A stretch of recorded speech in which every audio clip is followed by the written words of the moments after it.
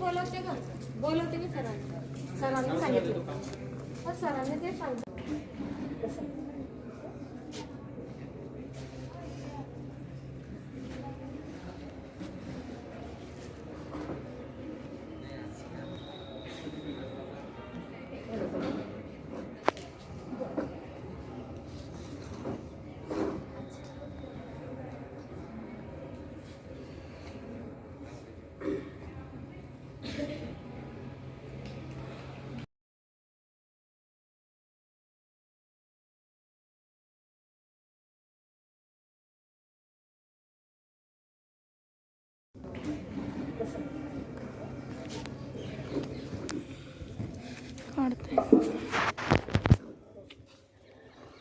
आता या बाबतीत प्रस्तावना भटकळ सर करतील अशी मी त्यांना विनंती करते.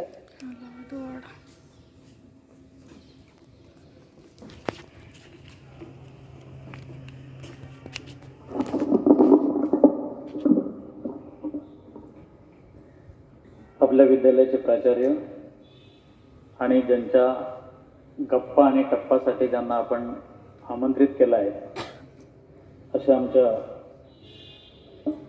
सामाजिक कार्याच्या चळवळीच्या माझ्या मार्गदर्शक शैलाताई सावंत आणि डायसवर विराजित माझे सहकारी, उपस्थित माझे काही शिक्षक मित्र मैत्रिणी आणि विद्यार्थी मित्र, आपण सावित्री ते जिजाऊ शासनाने दिलेल्या ह्या विविध कार्यक्रमाच्या अंगांनी आपण विद्यार्थ्यांच्या प्रती त्यांच्या विचाराचा वारसा हा नेण्याचा प्रयास आपल्या शाळेतून आपण करतो आहोत. आज आपण एक वेगळा कार्यक्रम या ठिकाणी आयोजन करण्याचा मानस आहे की तुम्ही स्वतः आता बरेच भाषणं देतात, परत तुम्ही वाचून येतात, बऱ्याच मुलींचं वक्तृत्व कर्तृत्व आपण पाहतो आहे. पण भाषणं ही आता कशी अवजड व्हायला लागली आणि गप्पा केल्या की जरा बरं वाटतं. आता गप्पा म्हणजे काय की भाषण असलं की एकानंच बोलायचं आणि बाकी त्यांनी ऐकायचं. तर आजच्या कार्यक्रमामध्ये असं राहणार नाही. आपल्या निलिमा पाटील या जसं आपण गप्पा करतो तर निलिमा पाटील त्यांना काही प्रश्न विचारणार आहे आणि ते प्रश्नाची उत्तरं देणार आहे, म्हणजे त्यांची परीक्षा नाही घेणार आहे. तर तुम्हाला सुद्धा असं वाटलं की ताई मला हा प्रश्न विचारायचा आहे, म्हणजे आम्ही तो विचारूच, पण कदाचित आमच्या विचारण्यापेक्षा कोणत्या मुलाला किंवा उपस्थित असणाऱ्या शिक्षकांना शिक्षिकांना यांना कोणालाही असं वाटलं की ताई असा प्रश्न मला आहे, तर त्या प्रश्न तुम्ही त्या ठिकाणून सुद्धा विचारू शकता. तुमचा प्रश्न सुद्धा स्वीकारला जाईल आणि त्याचं उत्तर या ठिकाणी शैलाताई तुम्हाला देतील. उत्तर म्हणजे खऱ्या अर्थाने प्रश्न उत्तर नाही, आपण म्हणतो गप्पा, की चला आपण काहीतरी प्रश्न येईल आणि त्याच्यावर आपण आपल्या गप्पा सुरू करू. बस हा छोटासा कार्यक्रम आहे ज्याला आपण मुलाखतीच्या या माध्यमातून या ठिकाणी प्रेझेंट करतो आहोत. आता राहिला प्रश्न फक्त मी एक म्हणेल ताईंविषयी की मन का शांत रहना, कारण आता आमचे पोरं जे आहेत ना त्यांचं मनगट आणि मेंदू हा बळकट करण्याला आम्हीच कुठंतरी कमी पडतो आम्हाला असं वाटायला. कारण आम्ही एक संकल्पना घेऊन आलो होतो की मोबाईल से मैदान तक, सिच्युएशन असं आली की मैदान से फिर मोबाईल तक, आणि म्हणून त्याचा एक पाय ज्ञानाचा आहे, एक विज्ञानाचा आहे, एक त्याचा कॉम्प्युटरचा आहे, एक इंटरनेटचा आहे, मग त्याचं डोकं कशाचं, त्याचं मन कशाचं. आणि म्हणून मन का शांत रहना ये भाग्य है, मन को वश में रहना ये सौभाग्य है. मन को अपने मन से किसी को याद करना ये अहोभाग्य है. लेकिन आप दूसरों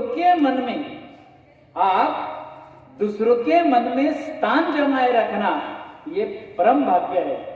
आणि आमच्या ताई नेमकं हेच काम करतात की स्वतःच्या मन किंवा इतरांच्या दुसऱ्यासाठी जगलात तर खऱ्या अर्थाने जगलात, स्वतःसाठी जगलात तर जगून नेलात. आणि म्हणून 24 तासामधले हे मॅक्झिमम तास, मॅक्झिमम मिनिटं ताई वंचित असणारे, उपेक्षित असणाऱ्यांसाठी त्याच्या वेदना संवेदना जाणते आणि त्यांच्यासाठी घडते. याच या कार्यासाठी ताईला उदंड आयुष्य लाभो, दीर्घायुष्य लाभो आणि या हेल्पिंग हँडसाठी तुमच्यासारखे हँड्स मिळो या ताईंना शुभेच्छा देतो आणि 2 शब्द समाप्त करतो.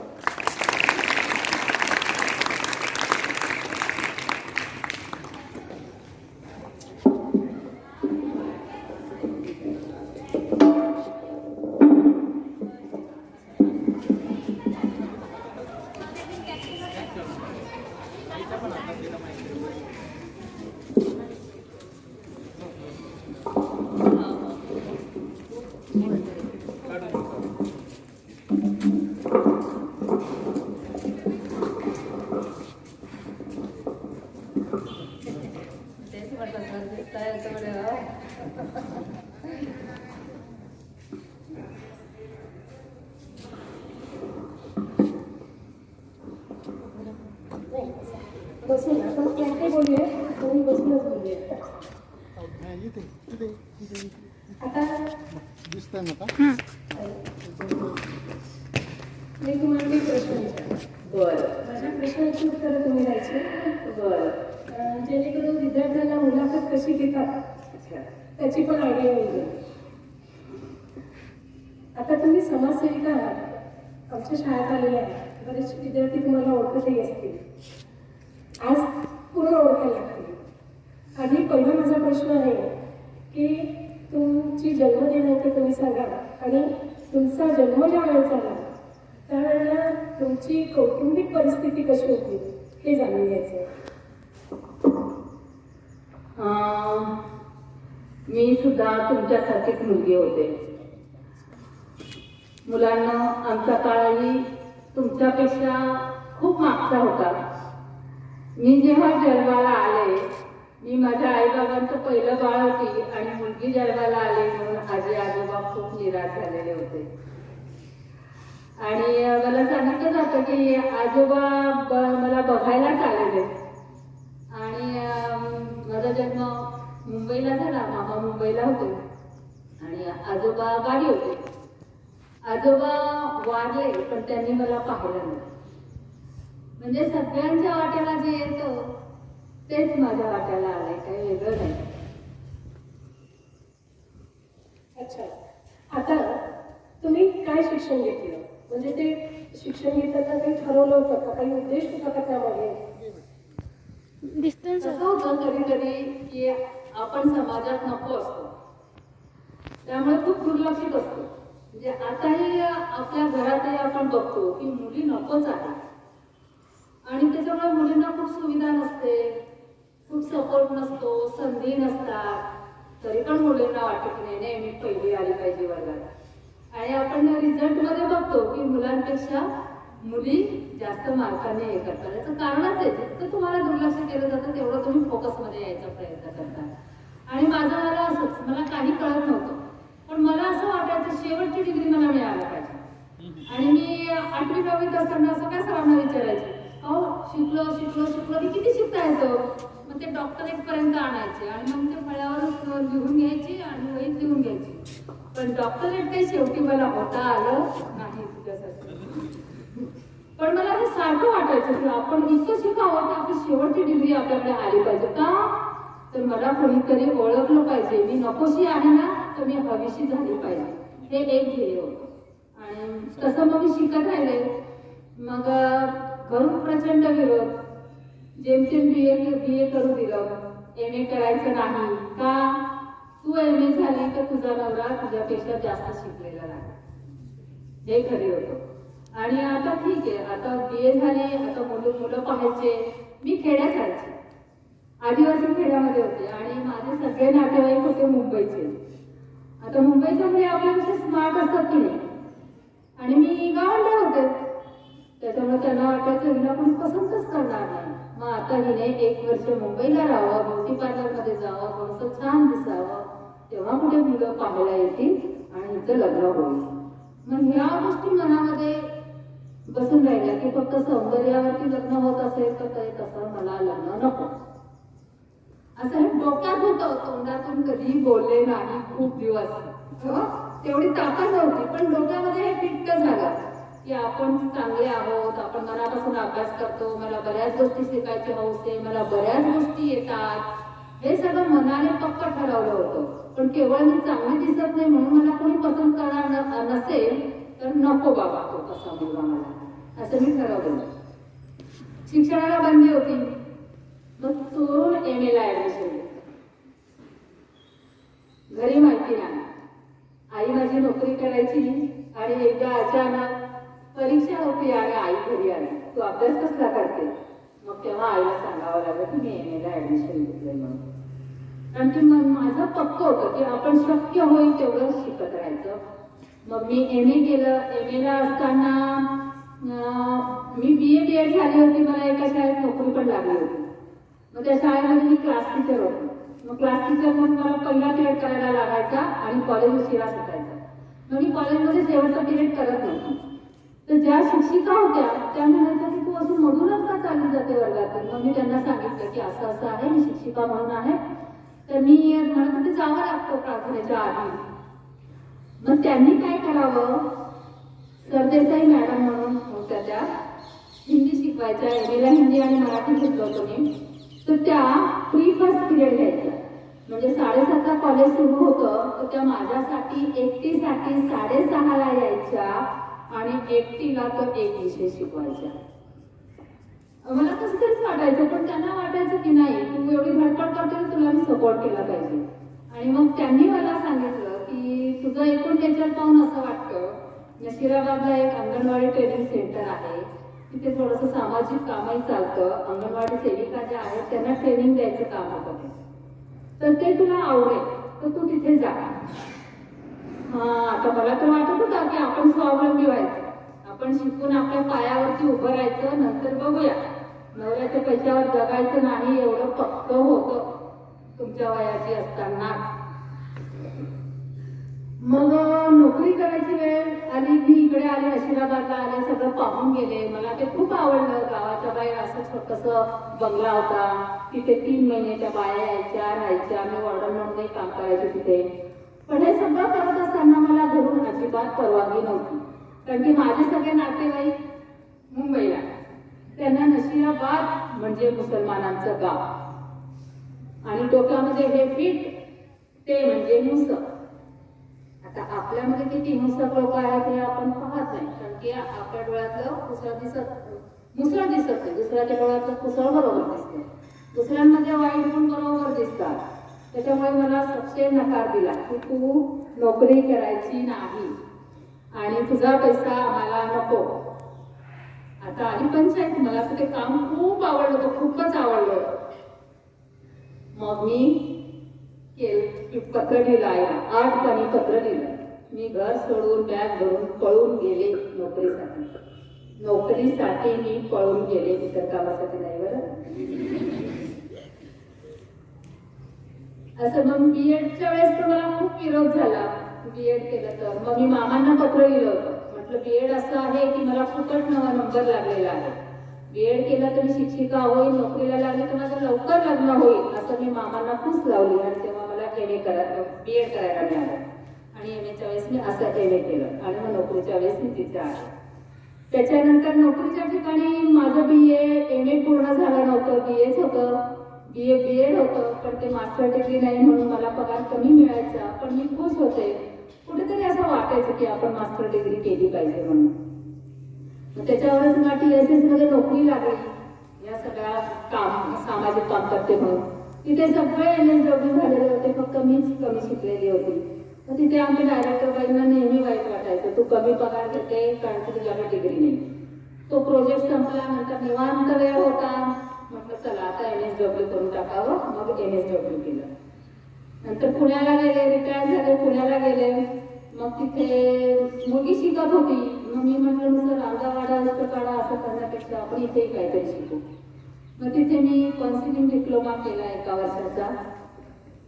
तिथपर्यंत आता 2 वर्ष झाले शिकत नाहीये, म्हणजे परीक्षा देण्यासाठी शिकत नाहीये, बाकी सगळं शिकत असते. काही मला सांगायचं आहे, मी फक्त थोडंसं सांगतो. ताईच्या लग्नाच्या पत्रिका मी वाटलेल्या आहेत. एवढे होते भटकसर. आणि ताईच्या घरी जे 4 कपाटं होते, म्हणजे मी तुमच्या वयाचा होतो, कॉलेजला गेलो, तर ताईंच्या सहवासामध्ये पुस्तकं वाचणं शिकला. आणि आज जर बोलत असेल तर काही सांगत असेल तर तो परिपाक याच मार्गदर्शिका आहे. रमेश दादा आणि शैलाताईच्या सहवासामध्ये आमचं टीनेज पूर्ण गेलं. आणि मित्रांनो, दीपनगरमध्ये लोकविज्ञान संघटना होती, जागर होतं, म्हणजे सांस्कृतिक दृष्टिकोनातून छात्र भारती होती, छात्र युवा संघर्ष वाहिनी होती. असे विविध, आता ताई तुम्हाला पुढे ते उलगडून सांगणारच आहे.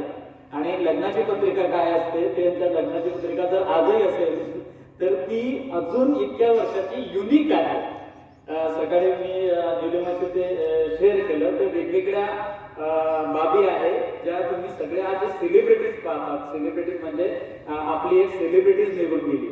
कोण? श्रीदेवी, सिंधुताई.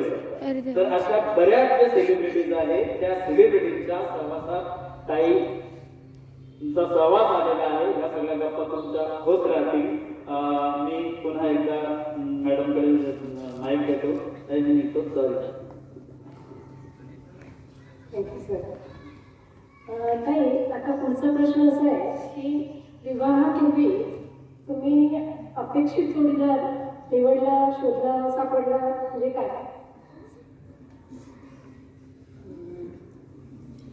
मुलांना बोर नाही होते ना. आता मुलींचं आयुष्य असं असतं, शिक्षण झालं, सगळं झालं, आता लग्न करायचं.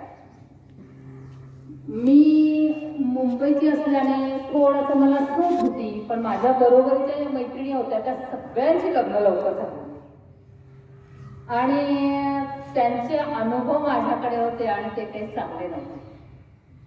म्हणजे त्या काळी मुलगा पसंत आहे का असं बोलायची परवानगीच नव्हती. आई वडील ठरवायचे, गुपचूप उभं राहायचं, गळ्यात माळ टाकायची, सासरी जायचं, जशी सासू असेल तसं सहन करायचं, जसं घर असेल तसं सहन करायचं, चुपचाप राहायचं. हा तो काळ होता आणि हे सगळे अनुभव माझ्याकडे होते. आता माझा प्रश्न होता की आता आपण काय करायचं. आणि घरी असं होतं की असा जावई बघू, आई म्हणायची, असा जावई बघू की माझ्या आत्याचे पण तसे जावई नसतील, माझ्या काकाचे पण तसे जावई नसतील, असे जावई आपण पाहू. हे सगळ्यांच्या डोक्यात, आपल्या आईच्या डोक्यात असतं, आई वडिलांच्या डोक्यात माझा जावई असा पाहिजे, माझी सून अशी पाहिजे, की सगळ्यांच्या पेक्षा भारी एक फुल डोक्यामध्ये असतं. आणि मग तसे आता भारी भारी स्थळ बघणं सुरू झालं. मी फक्त एकदाच चहा पोहे घेऊन फक्त एकदाच समोर गेले आणि त्याच्यानंतर ठरवलं की हे पुन्हा करायचं नाही. घटना सांगते, मला बघायला आले होते पोलीस ऑफिसर आणि मी तुम्हाला सांगते मी गावात होते आणि मुंबईला बघायला गेले. मग इथं सावळी आहे, महिला कुठली साडी नेसायची, मग शेजारच्यांच्या सगळ्या साड्या आणल्या, त्यातली साडी आकाशी साडी काढली कारण की ही बरी दिसेल. मग ब्युटी पार्लरला जाऊ नये, मग त्या आयब्रो मी पहिल्यांदा केल्या तेव्हा आणि म्हटलं अरे बापरे हे तर कठीणच आहे. मग गेले समोर, मग त्यांना काही पसंत पडले नाही, मी परत आलो आम्ही. आता म्हटलं काय पुढचं कधी यांनी काही ठरवलंच लग्न आपलं बळजबरी, तर फक्त एवढं करायचं की त्या मुलाला सांगायचं की तू मला पसंत नाही, तू फक्त एवढं सांग की ही मुलगी मला पसंत नाही, जर कधी पुढे काही झालं तर. असं केलं आणि मग मी ठरवलं की आपल्याला आता आपला जोडीदार निवडावा लागेल.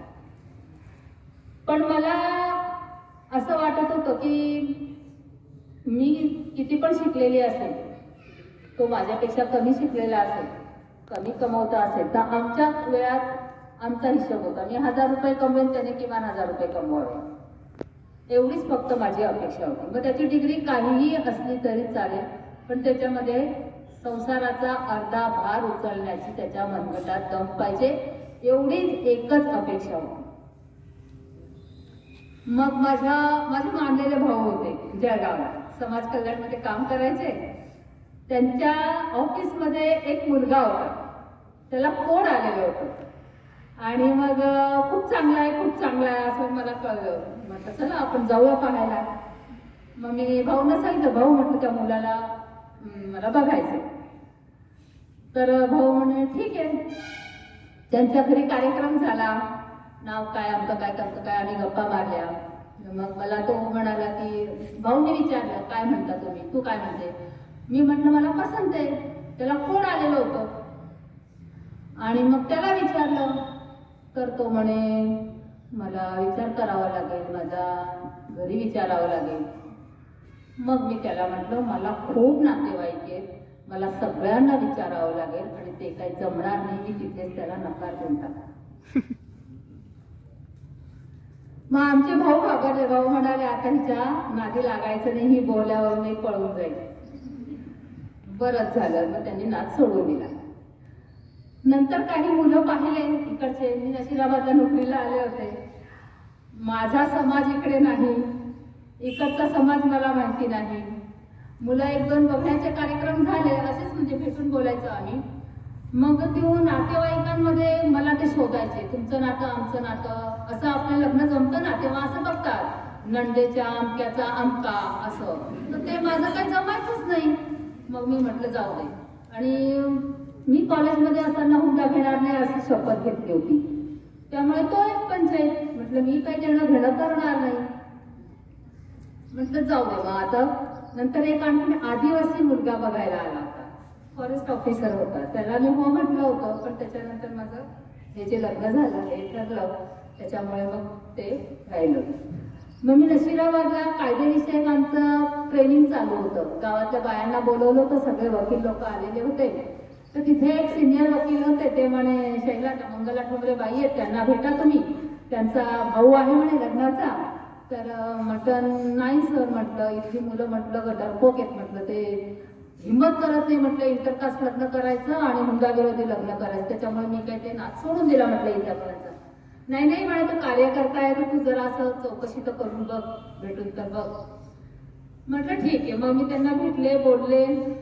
मग त्यांनी मुलीच्या माझ्या नणंदबाई आहेत त्यांनी घरी सांगितलं मुलगी चांगली आहे अमकं तमकं.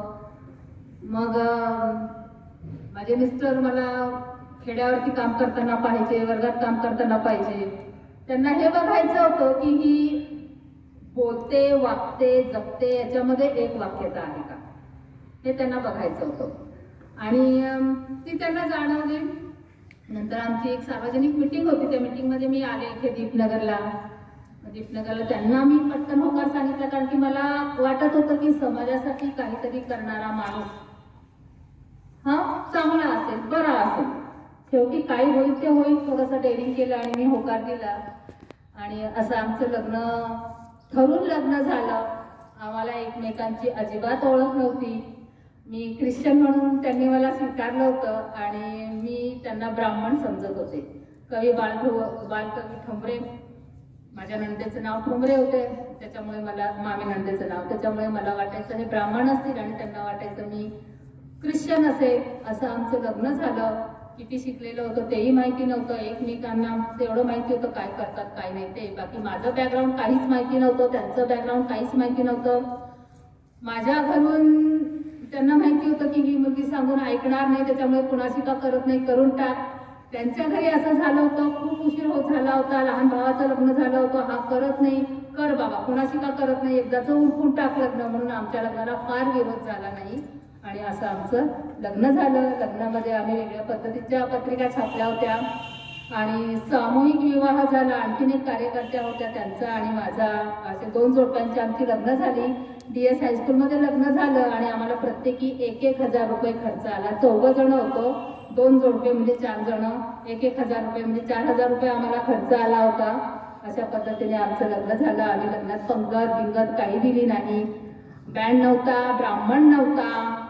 आम्ही फक्त सगळ्यांसमोर शपथ घेतली की तुमच्या सगळ्यांच्या समोर आम्ही सहजीवन स्वीकार करत आहोत आणि समाजातल्या अनिष्ट रूढी नष्ट करण्यासाठी दोघंही आम्ही प्रयत्न करू आणि तेवढ्यासाठी आम्ही एकत्र येत आहोत अशी आम्ही शपथ घेतली आणि सगळ्यांना पेढे वाटले आणि आमचं लग्न झालं.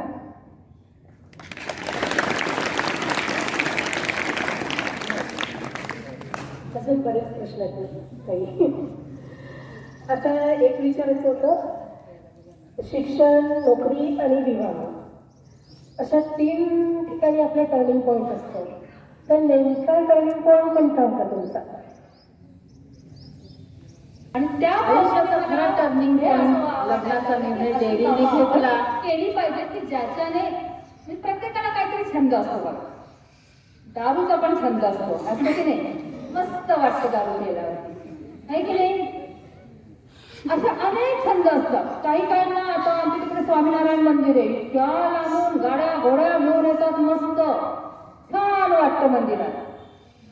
ते छान वाटलं काय आहे तर मग मला असं वाटलं की तुमचे प्रश्न सुटतात, तुम्हाला माझा काहीतरी आधार वाटतो, तुम्हाला ते छान वाटतं आणि तुमचा चेहरा पाहून मला खूप आनंद होतो आणि तो आनंद माझा खूप काळ टिकतो, खूप काळ टिकतो.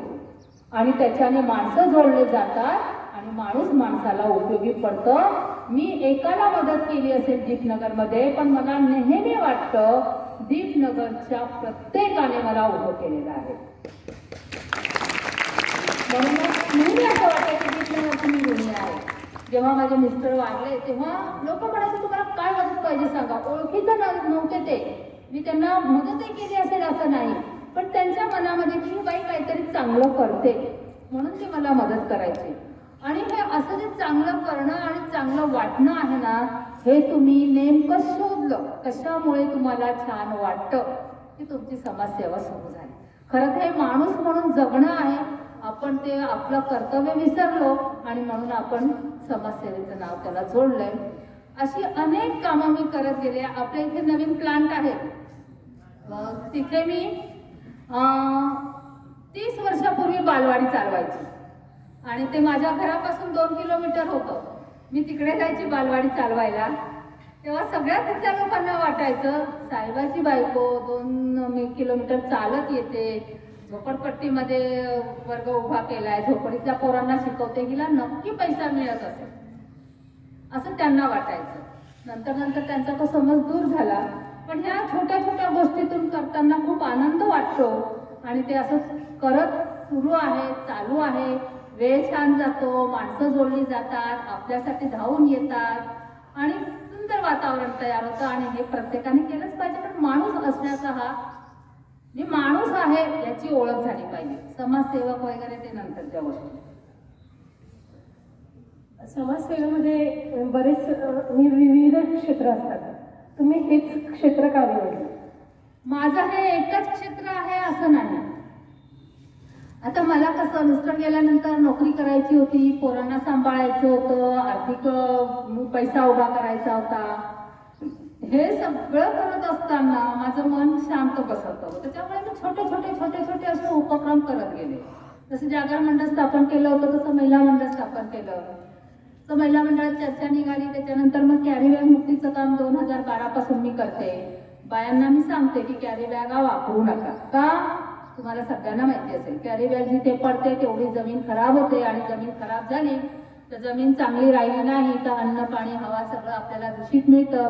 आणि मला असं वाटतं की प्रदूषण हे सुद्धा मोठं करोनाला कारण आहे. जर चांगली हवा मिळाली असती, चांगलं पाणी मिळालं असतं, चांगलं अन्न खाल्लं असतं तर आपण निरोगी राहिलो असतो आणि आपण फाईट करू शकलो असतो कुठल्याही आजाराला. तर ते होत नाही. तर म्हणून मग प्रत्येकाने काहीतरी केलं पाहिजे. मग एक छोटासा प्रयत्न आहे.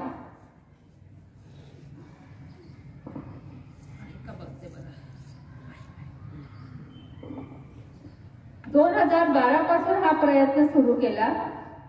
साडीच्या अशा पिशव्या बनवते, बायांकडून साड्या मागते आणि या सगळ्यांना मी पिशव्या वाटत असते. आता तुमच्यासाठी मी एवढ्या आणल्या नाही, पण मी स्टाफसाठी पिशव्या आणलेल्या आहेत. जवळजवळ 50 पिशव्या आणल्या असतील मी. सगळ्यांनी घ्या आणि सगळ्यांना माझी विनंती आहे. आता ही पिशवी माझ्या एवढ्याच्या पर्समध्ये, लहान पर्समध्ये पण मावते. एका साडीमध्ये 15 पिशव्या बनतात. याची शिलाई मी 3 रुपये देते. मला लोक मदत करतात, साड्या मला लोक बाया फुकट देतात आणि म्हणून मी या पिशव्या सुद्धा फुकट वाटत असते. अशा माझ्या जवळजवळ मागच्या वर्षी 13,000 झाल्या होत्या, यावर्षी 2,500 वाढल्या. एकूण 16,000 पिशव्या माझ्या वाटून ह्या पूर्ण होतील. काम आहे. काही लोकांना वाटतं हे काय पिशव्या वाटते, काय पिशव्या वाटते, पण याच्या मागे माझा हा विचार आहे की तुम्ही एक कॅरी बॅग जरी टाळली तर एवढीशी तरी जमीन तुम्ही वाचवू शकला तर तुम्ही तुमच्यासाठी काहीतरी चांगलं केलं. बरोबर. तुम्ही लाख सत्यनारायण घाला.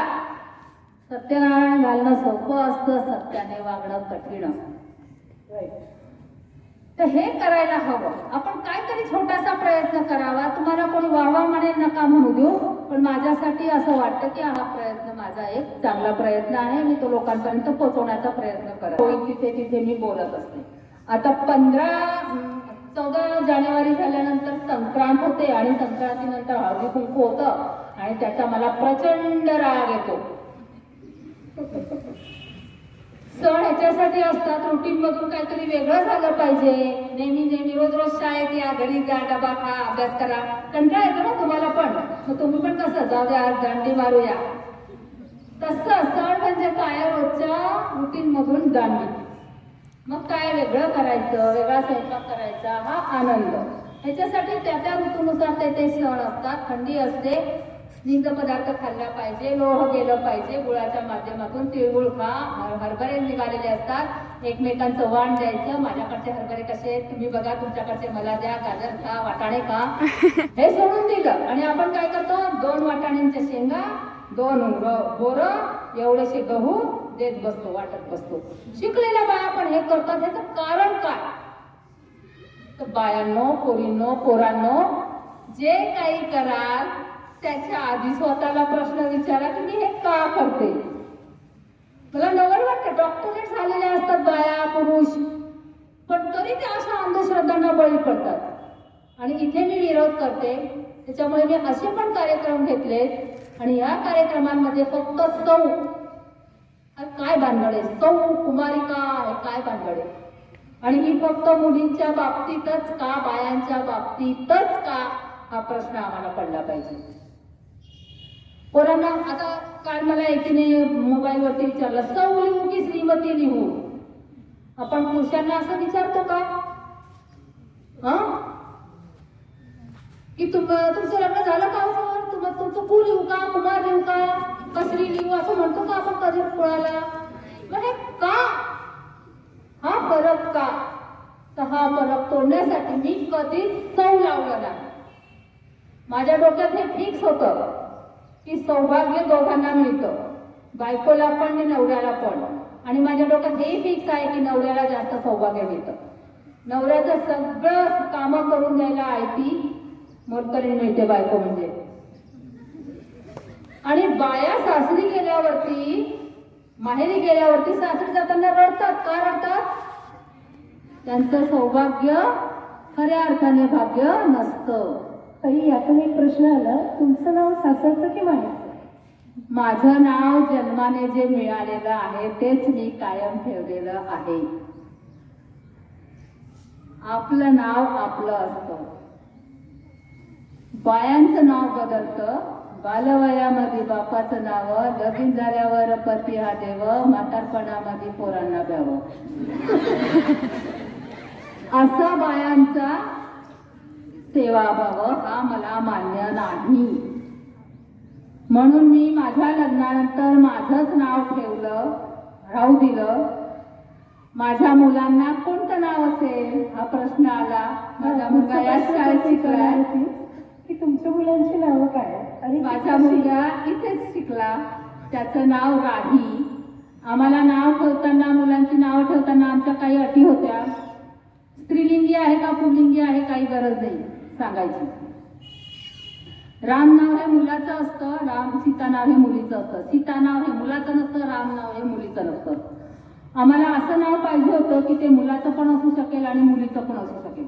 साधारण किरण हे नाव असतं. मग आम्हाला त्याचा अर्थ पण चांगला पाहिजे होता आणि उच्चारायला पण छान पाहिजे होतं. मग एक नाटककार होते जळगावला, ते म्हणाले मी तुम्हाला यादी पाठवतो, ते यादी पाठवायची, त्याच्यातून आम्ही नावं सिलेक्ट करायचो. मग ही तिसरी यादी पाठवली, त्याच्यामध्ये राही नाव सिलेक्ट केलं. आता प्रश्न आला, मी माझं नाव लावते. माझं नाव शैला दत्ताराम सावंत, मिस्टरांचं नाव होतं रमेश नारायण बोरोले. आता खूप जणांना असं वाटलं आता काय लावेल, माझ्या स्वतःचं नाव लावते. बऱ्याच जणांना वाटायचं आमच्या घरी म्हणजे माझे सासरचे पण म्हणायचे आमच्या घरी राहते आणि आमचं नाव नाही लावत. माझे एक सासरे म्हणाले. म्हटलं असं करू का, रमेशला माझ्या घरी घेऊन जाऊ का, माझ्या घरी राहू आम्ही आणि तुमचा मुलगा माझं नाव लावेल का. मग म्हणायचे तू तर अशीच बोलते. म्हटलं मी नंतर तर माझ्या सासरच्यांनी पण मला खूप ऍक्सेप्ट केलं होते. मग ते सांगायचे की शैला सावंत ते मिस्टर बोरवले त्यांच्या घरी आम्हाला जायचंय. मग त्यांना वाटायचं की वा तुला पण लोक ओळखतात म्हणून. तर मग मुलाचं नाव आता काय लावणार? माझं नाव सावंत आडनाव आहे, त्यांचं बोरवले, आता लावायचं काय? तर आमचं असं म्हणणं होतं, आपण म्हणतो ना आई विना स्वामी तिन्ही जगाचा भिकारी. आईला पोथ्यांमध्ये पुस्तकांमध्ये खूप मान दिलेला आहे, पण प्रत्यक्षात अजिबात मान दिलेला नाही, घरात नाही, दारात नाही. म्हणून आमचा पहिल्यापासून विचार असे होते की मुलाच्या जन्मामध्ये आईचं स्थान जास्त असतं. 9 महिने पोटात वागवते, तिचा जीव जाईल एवढ्या काळात सोसते आणि ती जन्म देते, संगोपन करते. तो चालायला फिरायला लागल्यावरती मग शाळेत टाकताना गुरुजी विचारतात पोरगाचं नाव सांगा, तेव्हा कुणाचं नाव लावतं? बापाचं. आईचा त्याच्यात काय भाग असतो का? मग आम्ही ठरवलं, आम्ही सगळ्यांनी संघटनेतल्या लोकांनी पूर्वीपासूनच असं ठरवलेलं आहे की मुलाचं नाव लावताना त्याच्या मागे आईचं नाव असेल आणि नंतर वडिलांचं नाव असेल, आडनावाची गरज नाही. माझ्या मुलाचं नाव होतं राही शैला रमेश, मुलीचं नाव आहे किरण शैला रमेश, आणि कुठे काहीही अडत नाही. तुमचं नाव 3 टप्प्यामध्ये पाहिजे, रिपीट नको व्हायला म्हणून. कुठेही काही अडत नाही.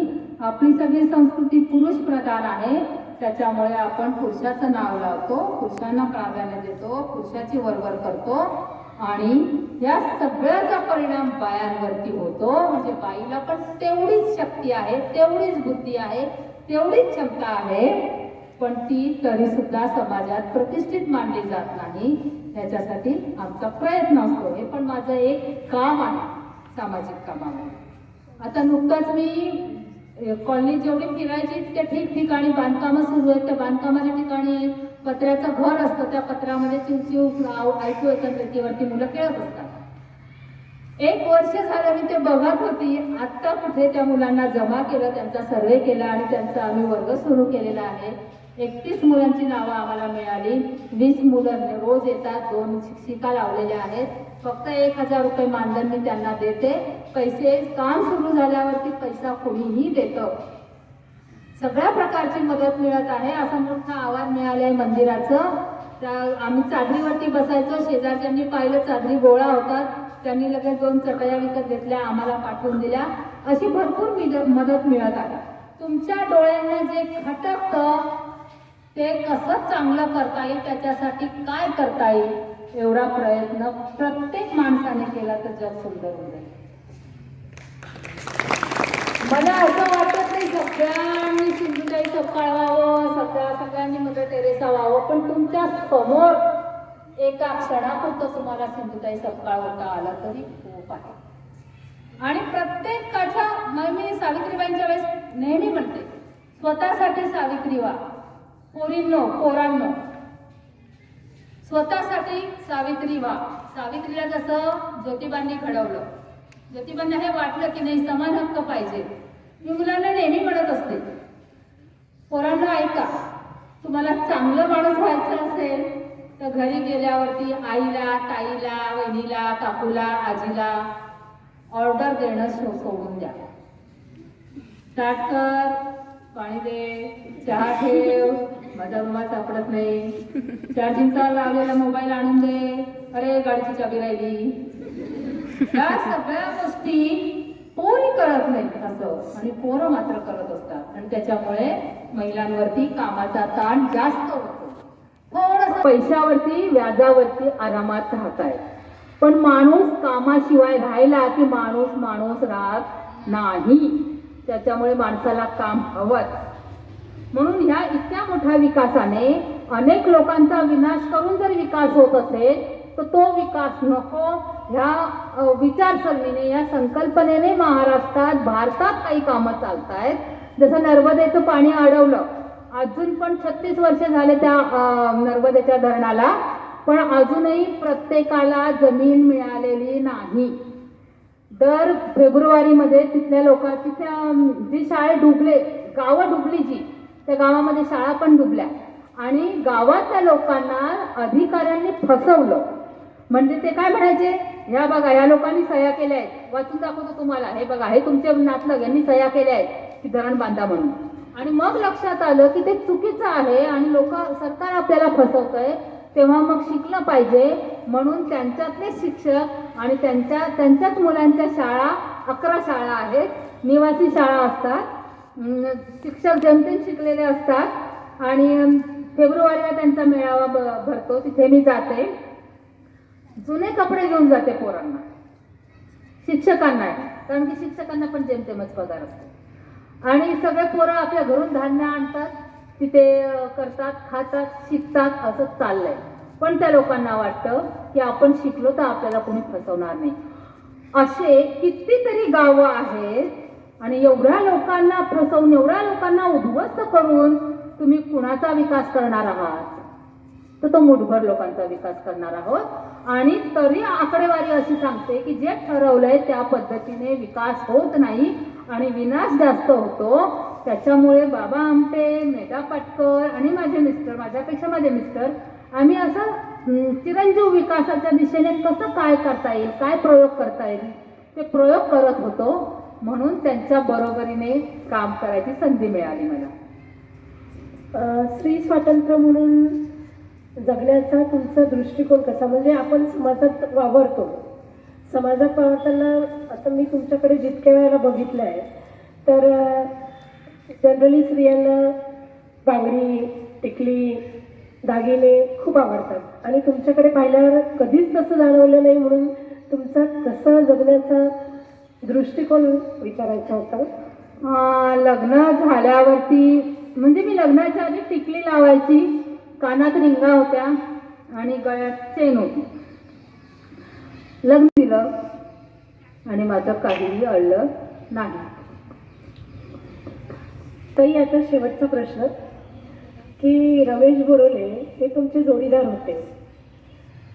जोडीदार तुमचं वैवाहिक जीवन आणि शेवटी त्यांचा अपघाती मृत्यू झाला, यावर थोडं विवेचन. आमचं वैवाहिक जीवन म्हणजे आमचं नातं नवरा बायको असं नव्हतं. माझी त्यांची ओळख नव्हती तोपर्यंत मी त्यांना आहोजाव घालायची. मग आमची चांगली मैत्री झाली, मग मी त्यांना अरेतुरे करायला लागली. मग आमच्या सासरी मोठं वादळ, नवऱ्याला अरे म्हणते. मग मी म्हटलं, अरे माझा नवरा खरंच देव आहे. देवाला कोणी अहोदेव म्हणतं? अरे देवा, देव सगळ्यात आपल्या जवळचा आहे आणि जवळच्या आईला आपण अहो आई म्हणतो. त्यानंतर मिस्टरांचा ऍक्सिडेंट झाला, ऍक्सिडेंटमध्ये गेले. काल ज्या सिंधुताई वारल्या, सिंधुताईंची मुलगी आहे, तिने आमच्या कार्यकर्त्याशी लग्न केले आणि तो कार्यकर्ता वयाने लहान होता. त्याला अचानक हार्ट अटॅक आला. हार्ट अटॅक आल्यावरती आम्ही इथून औरंगाबादला राहायचं ते, आम्ही इथून सगळेजण निघालो. कारण की कार्यकर्त्याची बायको सिंधुताईंची मुलगी होती, ती स्वतः अनाथ होती, डॉक्टर आहे ती. मग आम्हाला असं वाटलं की आपण तिच्याजवळ लवकर पोहोचलं पाहिजे. तिथे पण भरपूर लोक होते आमचे, ते सगळे होते, पण आम्हाला पण वाटत होतं की पोहोचलं पाहिजे. मग आम्ही गाडी केली. गाडीचा जो ड्रायव्हर होता त्याला गाडी चालवता येत नव्हती, त्याला ट्रॅक्टर चालवायची सवय होती, त्याला जीप गाडी ट्रॅक्स केली होती आपण, ती चालवायची काही सवय नव्हती. त्याने ती बरोबर चालवली नाही आणि सोयगाव जवळ त्याने काय ब्रेक काय एक्सिलेटर कशावर तरी पाय दाब ठेवला आणि गाडी उधळली. उधळल्यावरती सगळे माणसं गाडीतले घेतले गेले आणि त्यात माझे मिस्टर जास्त जखमी झाले. आमची एक कार्यकर्ती कायमची अपंग झालेली आहे आणि म्हणजे त्या मुलाच्या त्या कार्यकर्त्याच्या मौतीसाठी जात होतो आम्ही, तर असा ऍक्सिडेंट झाला आणि मग मला वाटतं 1-2 तासातच माझे मिस्टर तिथेच वारले. पण त्यानंतर जो माझा प्रवास आहे, आजही मी ठामपणे तुम्हाला हे सगळं सांगू शकते, संसार करू शकते, 4 चौघात वावरू शकते. नाहीतर आपल्या समाजामध्ये जाऊ दे बाई माणूस नाही, जाऊ दे बाई माणूस नाही, हे जे काही पालुपद आहे हे मी कधीच वापरलं नाही. आपण बाई असण्यापेक्षा आधी आपण एक नागरिक आहोत, एक माणूस आहोत. माणसामध्ये दोन जाती, बाई आणि पुरुष. आधी पहिल्यांदा आपण माणूस आहोत, म्हणून बायांनी बायकी होण्यापेक्षा माणूस व्हायला पाहिजे आणि पुरुषांनी पुरुषी होण्यापेक्षा माणूस व्हायला पाहिजे. म्हणजे पुरुषांची अरेरावी कमी झाली पाहिजे आणि बायांचा लाजाळूपणा नको तिथे लागायचा हे कमी झालं पाहिजे. माणूस म्हणून आपण कधी जगलो तर आपल्याला हिमतीने जगता येतं. तुम्हाला त्याच मुलीला जास्त त्रास होतो जिच्या चेहऱ्यावर भीती आहे. तुम्ही तोंडाळ व्हा, बोलले कोणी तोंडाळे तरी पण चालेल, पण हिमतीने जगा आणि सन्मानाने जगा. तुमच्या चेहऱ्यावरती भीती दिसली तर आजूबाजूची पुरुष मंडळी, मुलं पण त्रास देतील. सासरी गेल्यावर सासर. त्यानंतर मिस्टरांचा ऍक्सिडेंट झाला, ऍक्सिडेंट मध्ये गेले. काल ज्या सिंधुताई वारल्या, सिंधुताईंची मुलगी आहे, तिने आमच्या कार्यकर्त्याशी लग्न केले आणि तो कार्यकर्ता वयाने लहान होता. त्याला अचानक हार्ट अटॅक आला. पकडते का जरा फोन. हार्ट अटॅक आल्यावरती आम्ही इथून औरंगाबादला राहायचे, आम्ही इथून सगळेजण निघालो. कारण की कार्यकर्त्याची बायको सिंधुताईंची मुलगी होती, ती स्वतः अनाथ होती, डॉक्टर आहे ती. मग आम्हाला असं वाटलं की आपण तिच्याजवळ लवकर पोहोचलं पाहिजे. तिथे पण भरपूर लोक होते आमचे, ते सगळे होते, पण आम्हाला पण वाटत होतं की पोहोचलं पाहिजे. मग आम्ही गाडी केली. गाडीचा जो ड्रायव्हर होता त्याला गाडी चालवता येत नव्हती, त्याला ट्रॅक्टर चालवायची सवय होती, त्याला जीप गाडी ट्रॅक्स केली होती आम्ही. ती चालवायची काही सवय नव्हती, त्याने ती बरोबर चालवली नाही आणि कोयगाव जवळ त्याने काय ब्रेक काय एक्सिलेटर कशावर तरी पाय दाब ठेवला आणि गाडी उधळली. उधळल्यावरती सगळे माणसं गाडीतले घेतले गेले आणि त्यात माझे मिस्टर जास्त जखमी झाले. आमची एक कार्यकर्ती कायमची अपंग झालेली आहे आणि म्हणजे त्या मुलाच्या त्या कार्यकर्त्याच्या मदतीसाठी जात होतो आम्ही. तर असा ऍक्सिडेंट झाला आणि मग मला वाटतं 1-2 तासातच माझे मिस्टर तिथेच वारले. पण त्यानंतर जो माझा प्रवास आहे, आजही मी ठामपणे तुम्हाला हे सगळं सांगू शकते, संसार करू शकते, 4 चौघात वावरू शकते. नाहीतर आपल्या समाजामध्ये जाऊ दे बाई माणूस नाही, जाऊ दे बाई माणूस नाही, हे जे काही पालुपद आहे हे मी कधीच वापरलं नाही. आपण बाई असण्यापेक्षा आधी आपण एक नागरिक आहोत, एक माणूस आहोत. माणसामध्ये दोन जाती, बाई आणि पुरुष.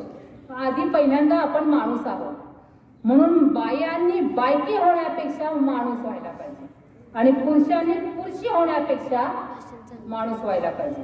म्हणजे पुरुषांची अरेरावी कमी झाली पाहिजे आणि बायांचा लाजाळूपणा नको तिथे लागायचा हे कमी झालं पाहिजे. माणूस म्हणून आपण कधी जगलो तर आपल्याला हिमतीने जगता येतं. तुम्हाला त्याच मुलीला जास्त त्रास होतो जिच्या चेहऱ्यावर भीती आहे. तुम्ही तोंडाळ व्हा, बोलले कोणी तोंडाळे तरी पण चालेल, पण हिमतीने जगा आणि सन्मानाने जगा. तुमच्या चेहऱ्यावरती भीती दिसली तर आजूबाजूची पुरुष मंडळी, मुलं पण त्रास देतील. सासरी गेल्यावर सासरची मंडळी पण त्रास देतील. म्हणून हिमतीने जगा आणि जे चुकीचं आहे त्याला हिमतीने नाकारायचा प्रयत्न करा. मी मुलींना नेहमी सांगते, सासरी गेल्यावर आई वडिलांचा उद्धार केलेला अजिबात सहन करू नका. खूप डांगडो करा, खूप डांगडो करा, भरपूर करायचा. थोडस ते सासू चुकले असेल तर आपण जास्त गोंधळ घालायचा, पण दुसऱ्या क्षणी विसरून जायचं आणि आपली भूमिका व्यवस्थित पार पाडायची. रुसून राहायचं नाही, उपाशी राहायचं नाही, रागराग करायचा नाही. क्षणातच फक्त फणा काढायचा, चावायचं नाही. फणा काढला की म्हणतील बाबा रे काही खरं नाही, तोंडाळे, पण कामाची आहे, उपयोगाची आहे. म्हणून तुमची गरज वाटली पाहिजे तर तुम्हाला सन्मानाने जगता येईल. आता काही विद्यार्थ्यांना प्रश्न विचारायचे आहेत का ताईंना? हे बघा, बिनधास्त प्रश्न विचारा. प्रश्न चुकीचा असला तरी चालेल, फक्त बोलता आलं पाहिजे. सावित्रींनी एवढ्यासाठीच शिकवलं की पोरी बोलता आलं पाहिजे, बायांना बोलता आलं पाहिजे. त्या जर बोलल्या तर त्यांचं आयुष्य सुखकर होईल, आयुष्यातले प्रश्न मांडू शकतील. काहीही वाटत असेल तरी पण सांगा. काहीतरी डोक्यात चाललंय पण कसं विचारलं तर कोण काय म्हणेल, लोक एवढे सगळे बघतील का माझ्याकडे. सगळ्यांचे प्रश्न. मुलांना काही प्रश्न आहेत का? पोरांना?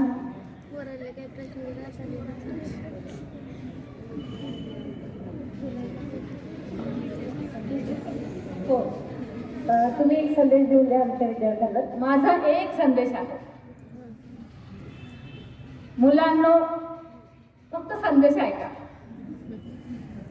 ज्याला पोट आहे त्याला भाकर थापता आलीच पाहिजे आणि भाकरीचं पीठ कमवता आलंच पाहिजे.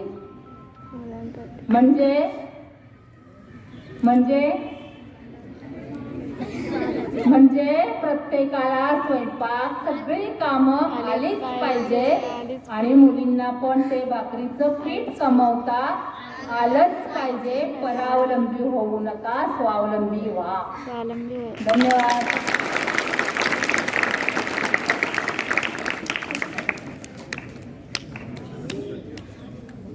शैलाताई सावंत आपल्या शाळेमध्ये सर्वांना इथे मुलाखतीसाठी आल्या आणि त्यातून आपल्याला बरंच काही घेता आलं. त्यांनी आपल्याला चांगला संदेशही दिला, त्याबद्दल मी त्यांचे आभार मानते.